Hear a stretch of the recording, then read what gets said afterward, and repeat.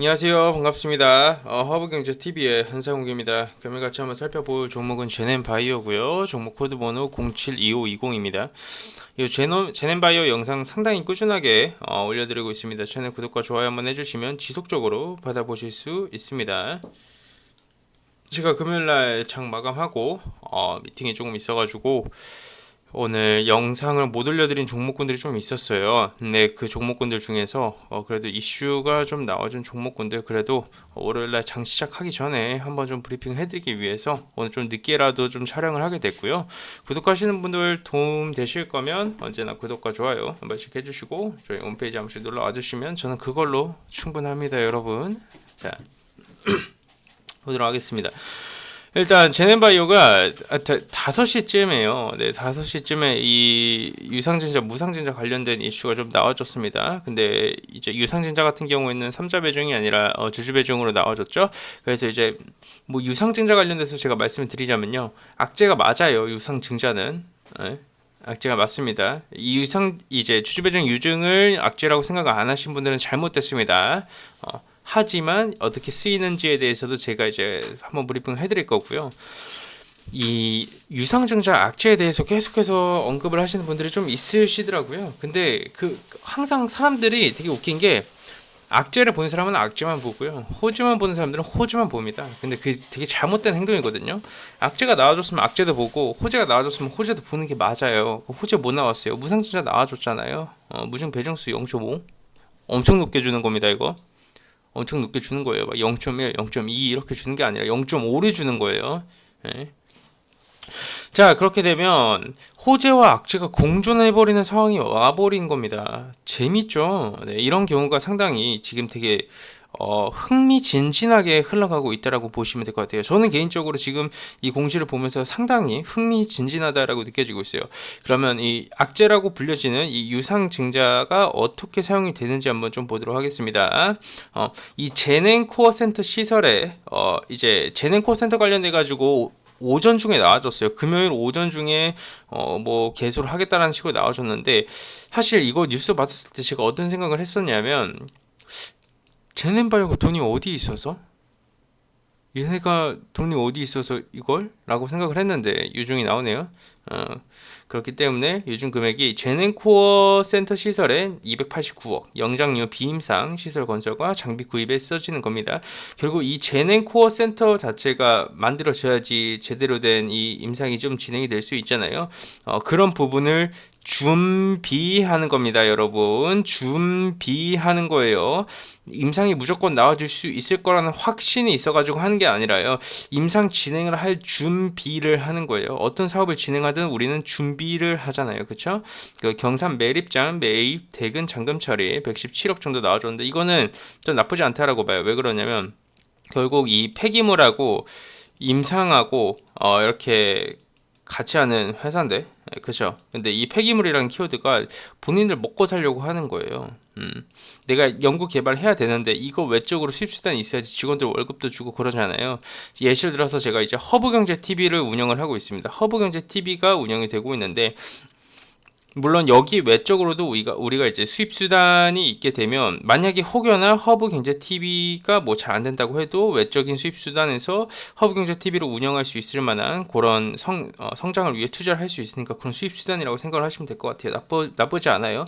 타법인 취득자금 50억, 제네 리소스 증자대금 자회사죠. 네, 의미 없어요.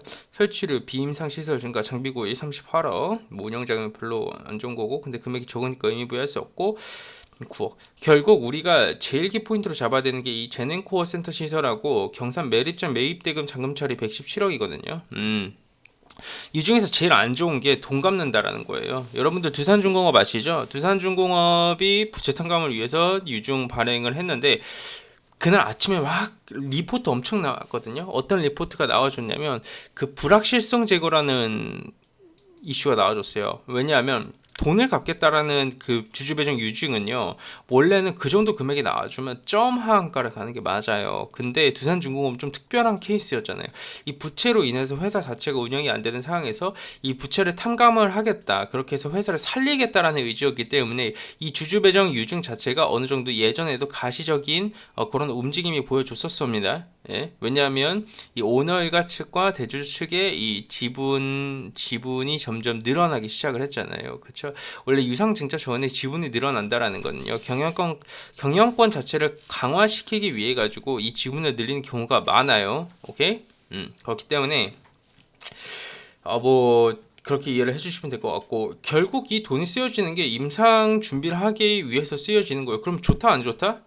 저는 개인적으로 이 유증이 그렇게 나쁘지 않다라고 보고 있습니다. 이 정도, 왜냐하면 시가총액 대비해서 10%밖에 안 돼요. 예. 뭐 이게 시총 대비 가지고 뭐 20%에서 막 50%, 시가총액만큼 유증을 발행하는 것도 아니고 10%인데, 요 정도 단기 충격은 줄 수 있을 만한 건덕지예요. 원래 단기 충격을 줄 수 있을 만한 건덕지인데, 여기에서 돈이 쓰여지는 사실을 보니까 우리가 기다리는 그 임상 IND 신청을 했는데 요 임상 허가 떨어지면 임상 진행을 해야 되니까 요 나와주는 거네. 그렇잖아요. 근데 그렇게 되면 재능 코어 센터 언제 설립됐는데 연말까지 완료될 거야? 뭐 내년 초에 될 거야? 그렇게 되면 지금 임상 진행은 어떻게 되고 있지? 각막 같은 경우에는 임상이 거의 이제 조만간 전 나와준다라고 보고 있고요. 이 최도 같은 경우에는 그 보완 서류를 요구를 했잖아요. 근데 이 보완 서류를 요구를 했다라는 가정하에 뭐 영업일수 기준으로 따졌을 때 뭐 10일, 12 안에 쇼보가 나겠죠. 그렇게 되면 이제 뭐 제넨바이오 유중도 엔간치 진행이 될 거고, 무중도 1월 1일 날 시작을 하니까 연계 자체가 그렇게 나와준다라는 거죠. 이 최도 보완 서류 내 가지고 어느 정도 가시적인 결과물이 나와주려면 그래도 시간적인 부분은 결과적으로 필요하다라는 겁니다. 그렇기 때문에 이 기간에 맞춰가지고 어느 정도 이제 재능 코어 센터를 만들려고 하는 이들의 의지가 어느 정도 공시와 이런 부분에서 나타나고 있습니다. 그렇게 되면 우리는 여기서 딱 이해를 해야 되는 건 하나예요. 제넨바이오 유증 때리고 나서 무증 결정을 했다라는 건요, 세력들이 아니라 이거는 하나의 이제 대표의 의지잖아요. 그렇죠? 이게 뭘까요? 유증을 해서 우리가 돈이 필요하다, 유상증자를 진행을 하겠다. 근데 3자 배정을 진행을 할 수는 없잖아요. 왜? 제넥신이 있잖아요. 그쵸? 제넥신 때문에 못하는 거예요. 근데 막 예시를 들어서 이거를 내가 주주 배정을 했어. 주주 배정하는 대신에 여러분들 주주분들 돈만 조금 이렇게 해주시면 저희 쪽에서 무증해가지고 여러분들한테 더 큰 이익을 줄 수 있도록 해드리겠다라는 그런 의지 표현이라고 볼 수가 있고요. 그렇기 때문에 이 유증하는 금액이 섣부르게 돈 갚는 게 아니라 임상에 필요한 부분을 진행을 하는 부분이에요. 이거를 전혀 이게 뭐 조금 더 긴 관점에서 본다면 이게 절대로 나쁜 게 아닙니다. 절대로 나쁜 게 아니라고 생각을 하시면 될 것 같아요. 그렇게 되면 주가의 흐름은 어떻게 될까요? 여기서 주가의 흐름이 어떻게 될지 우리가 지금부터는 예측과 대응의 영역이에요. 왜냐하면 요 가격 밸류에이션이라고 말씀드렸어요. 제넨바이오 같이 유통 주식수가 상당히 많은 주식은요, 바닥 대비해서 지금 300% 가까이 올라와 줬는데 이 300%를 올라가고 나서 끝내는 경우가 그렇게 많지는 않다라고 말씀을 드렸어요. 그죠? 그죠? 하지만 이 바닥에서 예시를 들어서 이 1,000원 아래에서 저점 한번 체크를 한번 해보도록 하겠습니다. 650원이었어요. 그렇죠? 650원에서 고가 6,500원까지 찍었었던 종목입니다. 근데 거래량이 터져준 기점으로 봤었을 때는 이 정도 가격대거든요. 한 1,600, 1,500 이 정도 가격대거든요. 이 정도 가격 기준으로 짜졌을 때는 어느 정도 파동 자체는 길게 나와줬어요. 그리고 나서 지금 4,750원에 있네. 박스권 하단 아래에 있는데 여기서 붙여주는 게 중요하네. 하지만 여기는 제 누누이 말씀드렸지만 결국 이 가격 밸류에이션은요, 세력들의 영역이라고 말씀드렸어요. 그 세력들의 영역이 정확히 뭘까요? 주포들이 올리고 싶으면 올리고 내리고 싶으면 내리는 거예요. 그냥 그저 여기 이 가격 안에서는요, 상당히 빠른 수익 구간이 나와주는 거예요. 상당히 빠른 수익 구간이라고 하면 세력들도 팔아먹기 위해서는 주가를 롤링을 해야 됩니다. 그 위로 올렸다가 내려왔다가 위로 올렸다가 내려왔다가 위로 올렸다가 내려왔다가 이런 흐름이 필요한데, 그런 변동성을 먹기 위해 매매를 하는 그런 트레이딩의 영역이라는 거죠. 근데 이런 상황에서 악재와 호지가 공존하는 경우가 발생됐습니다. 그렇게 되면 우리는 내려가지 않든 나의 포지션과 그 방향성 자체를 딱 결정을 하고 대응을 해야 돼요. 첫 번째. 제넨바이오가 만약에 시가 갭상승이 나와, 시가 갭상승이 나오거나 아니면 시초 좀 살짝 세게 시작해, 그렇게 되면 분하마나 올렸다 내렸다 올랐다 내렸다 이렇게 변동성 계속 줍니다. 왜? 왜? 5,680원에서 5,700원이라는 가격대가 있는데 이 가격대의 매물을 털어내야 되기 때문이라는 거죠. 만약 올리려는 의지가 있다면 그래서 올렸다 내렸다 하면서 이제 흔드는 겁니다. 한 번에 돈을 빡 써서 올리는 게 더 안 좋은 거예요. 오케이? 이런 식으로 하다 이렇게 쫙 올려버리는 게 낫는 거죠. 근데 이게 만약에 깨파락이 나온다. 깨파락이 나와주게 되면 우리는 여기서부터는 이제 잘 대응을 해나가야 되는 시장이 와버리게 되는 겁니다. 여기서 깨파락이 딱 나와줬을 때 가격대의 기점으로 맞섰을 때는 저는 개인적으로 4,500원은 섣부르게 안 깰 것 같은데 여기를 만약에 깨버린다. 그럼 다시 일봉하고 분봉 체크하면서 그들이 명확하게 돈을 써준 가격들을 다시 체크한 다음에 다시 트레이딩을 진행을 해야 되겠죠. 네, 보도록 합시다. 저는 요 정도 가격대를 보고 있어요. 원래 5,000원이 우리가 이제 박스권이라고 생각을 했는데 요 가격대에서 계속 반등이 나와주고 하다가 지금 이탈시키지 않고 붙이지 않은 상황에서 유상증자와 무상증자가 같이 떠버렸네. 유상증자 자체는 나쁜 거야. 하지만 그 내용은 나쁘지가 않네. 근데 이걸 위해서 무상증자도 같이 진행해 준다고 하네. 그렇게 혼돈이 같이 진행이 된다라는 거죠. 그래서 이거를 무조건 올라간다라고 얘기하는 사람은 사기꾼이고요. 이걸 무조건 내려간다라고 하면요. 무슨 생각으로 그거를 무조건 내려간다라고 얘기하는지 의심부터 하고 봐야 된다라는 거예요. 왜? 여기는 세력들의 영역이기 때문이다. 여기는 무슨 영역이다? 트레이딩의 영역이다. 내가 어떻게 매매를 하느냐에 따라서 누군가는 수익을 가져가고 누군가는 손실을 보는 그런 단계 있으실 겁니다. 그렇기 때문에 저희 허브경제TV 보시는 분들은 이 5,000원이라는 박스권 하단을 기준점으로 해가지고 트레이딩을 진행을 하셨겠죠. 그렇기 때문에 그래도 충분히 무난한 지금 상황이라고 저는 생각이 들고 있고요. 만약 그런 상황이 아니다. 그렇게 내려오게 되면 제가 어차피 또 월요일도 영상 찍어 드리니까 월요일날 우리가 어떤 식으로 대응을 해나가야 되는지 한번 좀 보도록 하겠습니다. 요 사실 장대 양봉을 만들어주는 이 시가의 가격이 한 4,000원 정도 돼요. 4,000원 정도. 분봉으로도 한번 체크를 한번 해보도록 할까요? 4,000원 요 정도 가격대가 돼요. 근데 요 정도 가격대가 우리가 일봉상으로만 좀 체크를 해봐도 역사적인 박스권 구간을 올려주는 상당히 의미가 있는 가격대라는 거예요. 그래서 섣부르게 세력들도 4,000원을 이탈시키기에는 정말 좀 부담감이 없지 않아 있을 거라고 좀 판단이 되고 있습니다. 그렇기 때문에 그런 기점 좀 보시면 될 것 같아요. 보수적으로 한 3,800, 3,850, 3,900 그 정도에서 4,000원 이런 가격대라는 거죠. 지금으로서는요, 정말 냉정하게 봤었을 때 나와주는 이 유상증자의 수치와 무상증자의 수치를 봤었을 때는요, 악재보다 호재가 훨씬 더 커요. 악재보다 호재가 훨씬 더 큰 게 사실 팩트이고 맞는 말입니다. 하지만 이 시장의 투심이라는 게 어떤 식으로 결정이 될지에 대해서는 섣부르게 예측을 하면 안 된다는 거죠. 왜? 바닥 대비 벌써 상승 구간이 너무나도 큰 종목이었기 때문에 언제든지 얘네들이 원하면 물량을 롤링을 하면서 팔아먹을 수 있는 가격대이기 때문에 이슈와 모멘텀이 나와주지는 않았지만 나와주기 전에 충분히 털고 다시 내린 다음에 다시 사가지고 올릴 수 있는 가격의 밸류에이션이기 때문에 까지 좀 인지를 해주시면 될 것 같습니다. 그렇기 때문에 여태까지 나와준 무상증자, 유상증자 관련돼 가지고 말이 좀 많을 거라고 좀 판단이 되고 있는데요. 우린 딱 주가의 본질만 보면 돼요. 주가의 본질. 이렇게 불확실성이 난무하고 섣부르게 우리가 이렇게 예측하고 섣부르게 결단을 내리지 못하는 상황이 있었거든요. 그 내용이 나와준 본질에 대한 이해가 필요한 겁니다. 주포들이 팔아먹었나요? 제가 말씀드렸다시피 여기서 주포들이 팔아먹을 수도 있는데 요 정도 흐름으로는요 섣부르게 팔아먹지 못한다라고 말씀을 드렸어요. 왜? 이 주식수가 너무 많기 때문에 이 정도 거래량으로 얼마나 팔아먹겠습니까? 팔아먹을지 얼마나 팔아먹겠어요? 물량 아직 많이 남아있는데 이걸 털기 위해 어떤 움직임을 보여주냐가 지금부터 좀 중요하다고 생각이 들고 있어요. 이 유무상증자를 기점으로 우리가 앞으로 기대할 수 있을 만한 그런 공시적인 부분과 앞으로 이 건립이 돼가지고 진행이 되는 그 과정까지 포함을 해가지고 험난하겠지만 이 정도는 좀 재료 모멘텀 자체가 핵폭탄급 재료잖아요. 핵폭탄이라고 표현을 하는 핵폭탄급 재료이기 때문에 재료 이제 내가 예시를 들어서 차트, 수급, 재료 이렇게 다 이제 철저하게 분석을 하고 들어왔으면 그 가격의 기점에 맞게만 매매 진행을 하면 되는 겁니다.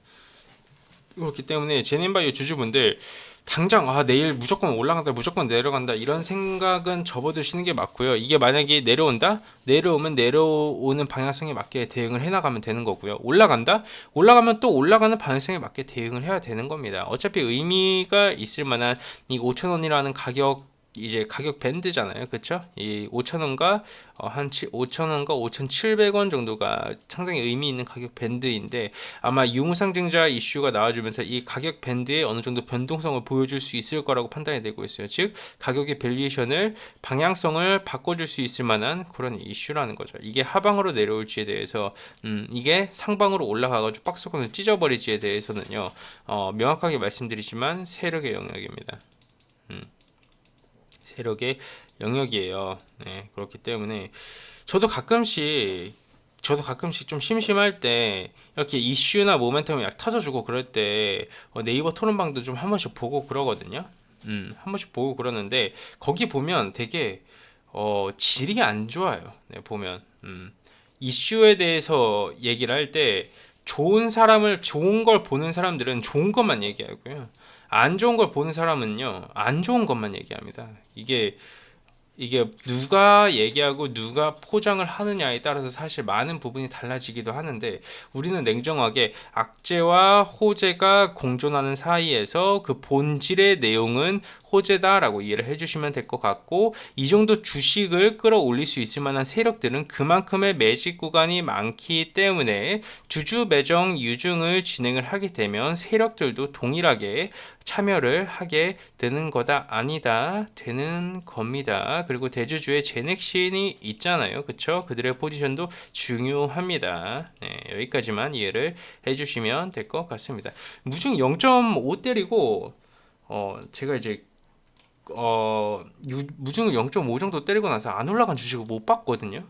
근데 예전부터 무증 관련된 이슈가 나와준 종목군들을 좀 매매를 했었어요. 근데 이 무증 자체는 개인적으로 좀 정말 좋은 이슈입니다. 예. 이거를 우리가 유중 하나만 보고 무중을 무시를 하면 안 돼요. 기간적인 부분이 아직까지 조금 많이 남아 있기 때문에 시간적인 부분은 걸릴 수는 있거든요. 결국 근데 유상증자에 대한 이 일정과 공시가 나와줄 수 있을 만한 강막과 최도의 공시가 나와줄 수 있을 만한 이슈와 그리고 무상증자 이슈까지 어떻게 되면 지금 10월이죠. 지금이 10월인데 10월, 10일 12 그리고 1월 달까지 이 4개월 안에 제네바이오가 이 모든 모멘텀과 일정과 이런 부분이 잘 이루어진다면 그때 상당히 큰 랠리를 보여줄 수 있지도 않을까라는 사실 생각이 조금 들기도 합니다. 이런 부분에서 뭔가 이제 어떤 안 좋은 이슈가 있어가지고 뭐 이게 주가가 하방으로 내려가는 가능성이 있을 수도 있는데 당연히 있을 수도 있죠. 주식이랑 100%가 어디 있어요. 이런 모든 부분을 전체적으로 통합을 봤을 때 수월하게 잘 진행만 된다라고 한다면 그 다음 랠리는 주봉으로 체크를 해볼까요? 아니면 월봉으로 체크를 해볼까요?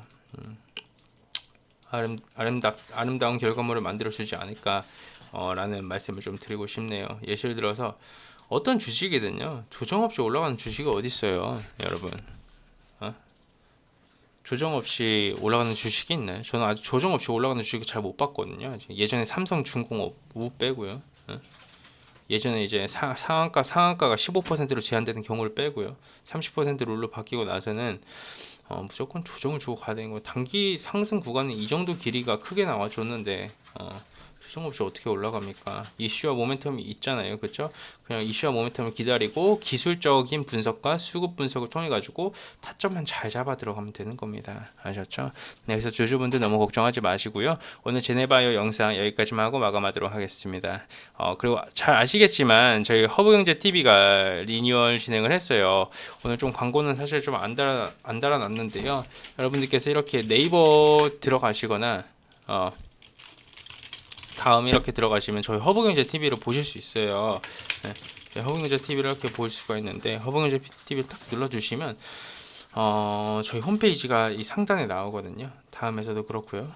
그렇기 때문에 딱 들어가 보시면 저희 웹사이트에서 저희 정 대표님과 저와 매일매일 무료 추천 종목도 추천드리고 있고요. 여러 가지 이벤트도 많이 진행을 하고 있으니까 많은 사랑 부탁드리도록 하겠습니다. 자, 좋습니다. 오늘 영상 여기까지만 하고 마무리하도록 하고요. 도움 되셨다면 허브경제TV 지금처럼만 많이 사랑해 주세요. 감사합니다.